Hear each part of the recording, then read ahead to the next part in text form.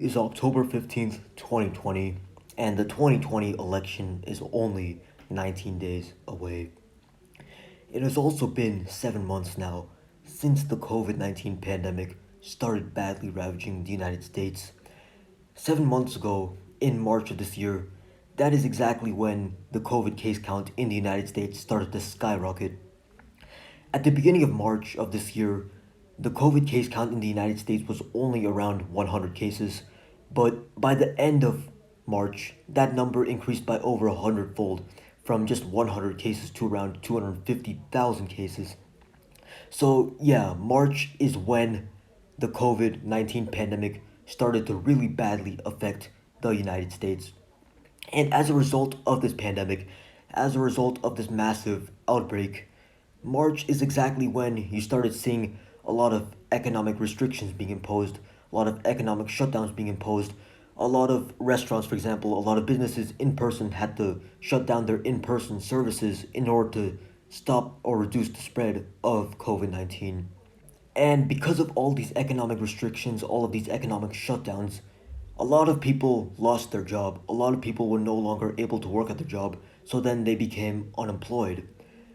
And this happened to millions of people across the country. Millions of people shortly after this pandemic spiraled out of control in the United States. Millions of people filed for unemployment. It was over 3 million per week for several weeks at one point earlier in this pandemic. In fact, there was one week during this pandemic, it was around the end of March, when over 6 million people in the United States had to file for unemployment because of this pandemic. This pandemic has directly caused the massive economic crisis that we are still facing the consequences of right now, several months later. And by the way, I'm not saying this as if the COVID 19 pandemic is over. Not at all, not even close. In fact, if you look at worldometers.com right now, you can see that the daily case count across the entire world is currently hitting an all time high as of now throughout the entire pandemic. We reached daily case count levels that we've never reached at all anytime this year. That's how bad it has gotten. It has not all gotten better. Even in the United States, you're about to experience what I call a third wave of this pandemic. In the United States specifically, I've made a video on it. You can watch that if you would like, but this pandemic is nowhere near over. This is a pandemic we might have to deal with for around another year until the vaccine gets widely distributed in late 2021, I would predict. But this pandemic is not going away, and neither are the economic consequences of this. So this pandemic, like I said, it caused millions of people to lose their jobs and file for unemployment.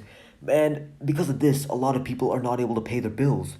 A lot of people aren't even able to afford basic necessities such as shelter, food, water, things like that.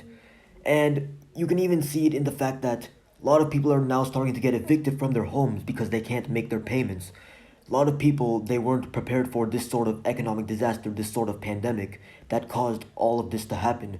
And they didn't have any sort of backup money to pay for these sort of expenses whenever a crisis like this came up. So they weren't prepared for this and they weren't able to pay their bills. And as a result, a lot of people could potentially be getting evicted from their homes. It is a very tragic thing to witness, and this is where the United States government should step in. And here's the thing, they stepped in once earlier this spring, earlier this year in the springtime. It was around April, I think. They passed one stimulus bill, and basically, the stimulus bill gave $1,200 a month to certain Americans whose income level was below a certain amount. So it wasn't really a universal basic income in that not everybody got it. At first, I thought it would be a universal basic income, and I was thinking, oh, this is exactly what Andrew Yang has been proposing his entire campaign. But it wasn't really what he was proposing because not everybody got it. Only people making below a certain income level got the stimulus check of $1,200. And according to Andrew Yang's policy, under his policy, everyone would have gotten the $1,200 per month, regardless of your income level. So not everybody got the $1,200.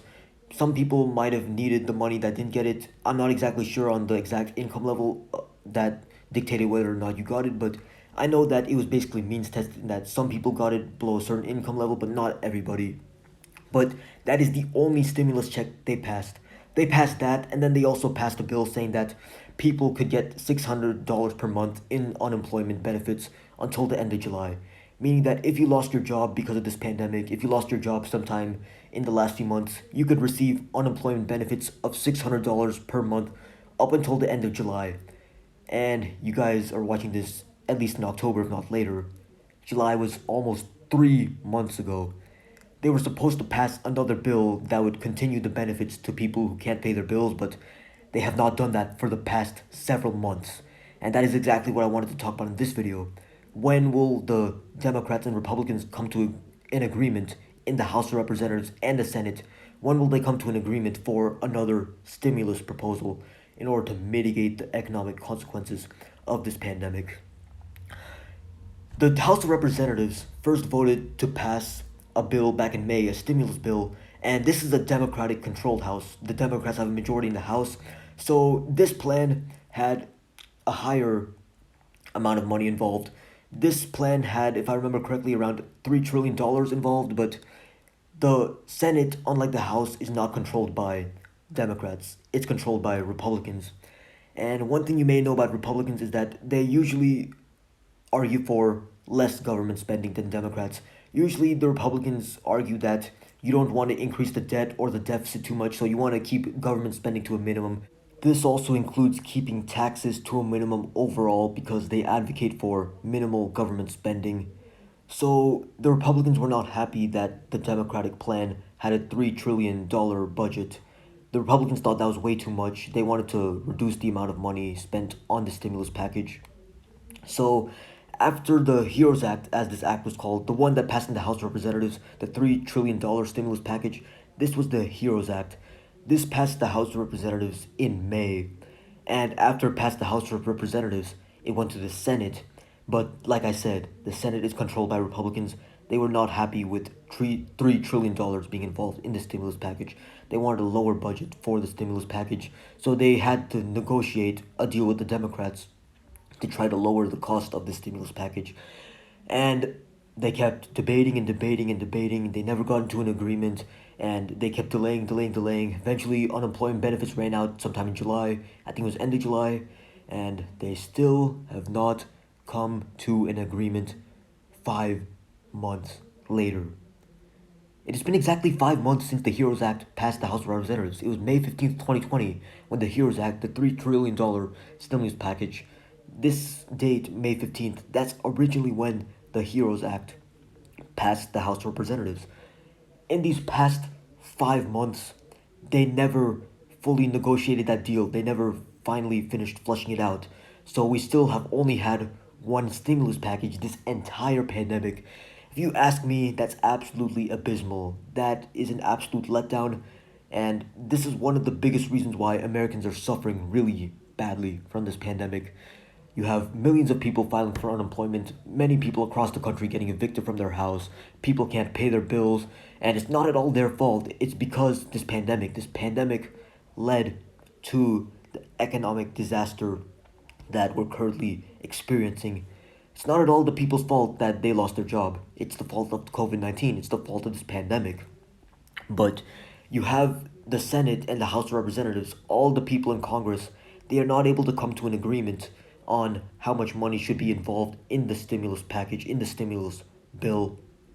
And the election is actually only 19 days away, like I said at the beginning of this video.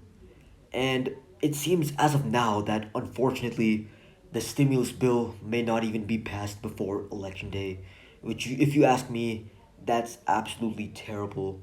They should have passed the stimulus bill months ago, maybe in July before the unemployment benefits ran out, but the fact that they're letting this many Americans just suffer the harsh economic consequences of this crisis, I find absolutely disappointing.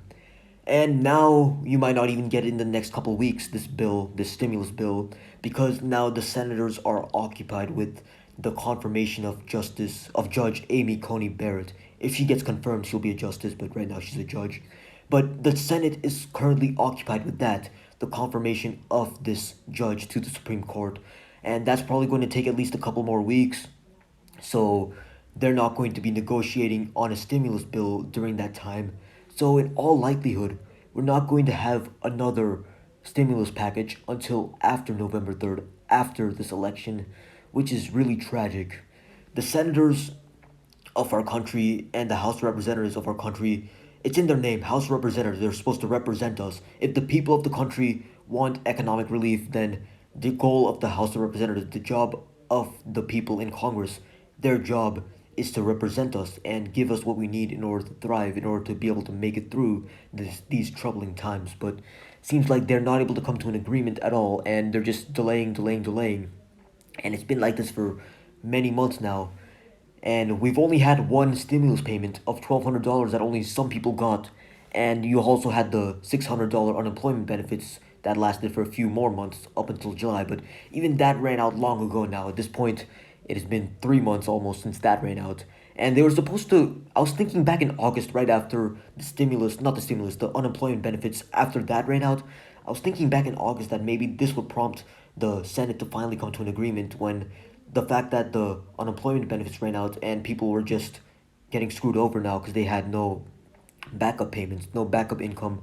Because of this, I thought this would prompt the senators to finally come to an agreement, but I guess that's not the case. 2 months later, there's still no signs of agreement, still no signs of coming to a conclusion on this bill. We're just gonna have to see. The election's coming up. There's huge political consequences on the line for whatever the senators do in the upcoming weeks. If the senators make a move that's unpopular, then they could potentially get voted out and be replaced by someone new. Same thing with the House of Representatives. The thing with the House of Representatives, though, is that every single one of those members are up for re-election. But in the Senate, only a third of the members are up for re-election. So I guess more is on the line for members of the House than members of the Senate. But we have to see. This is a really terrible year for everybody. The most obvious reason why is because of the pandemic. You had millions of people across the country get this virus, and you had thousands of people across the country either lose a loved one to this virus or themselves got the virus and unfortunately passed away from it. So you've had thousands of people across the country lose their life to this virus, and you've had millions more suffer the harsh economic consequences of this pandemic. Either they lost their job, or they are unable to make their payments, or they're getting evicted potentially, which is absolutely tragic.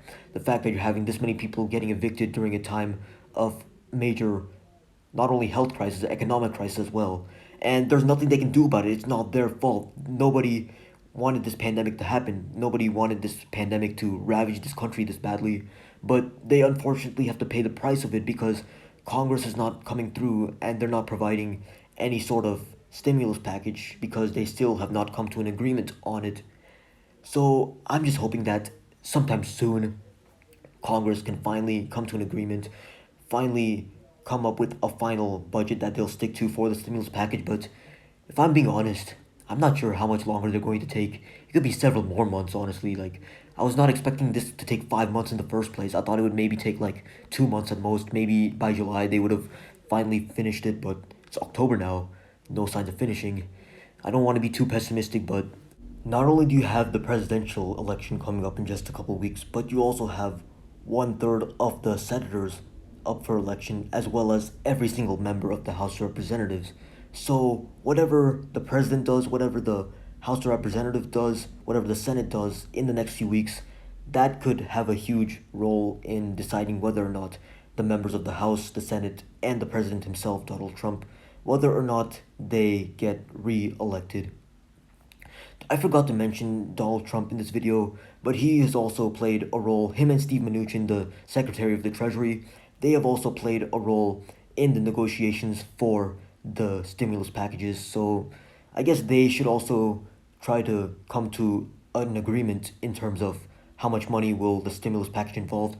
So all three bodies of government need to get to an agreement in terms of how much money will be involved in this stimulus bill and where exactly that money will be distributed to.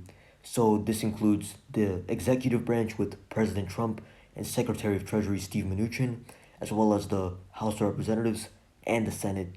If I were them, I would honestly make sure that this next stimulus bill included a monthly payment of $1,200 up until this pandemic ends, because first of all, that will really help out the American people who are not able to pay their bills through no fault of their own. And second of all, in the case of Trump especially, but also with the senators and the congressmen and women, it would really help their re-election chances because if people are feeling better economically, they're more likely to vote for the people already in power.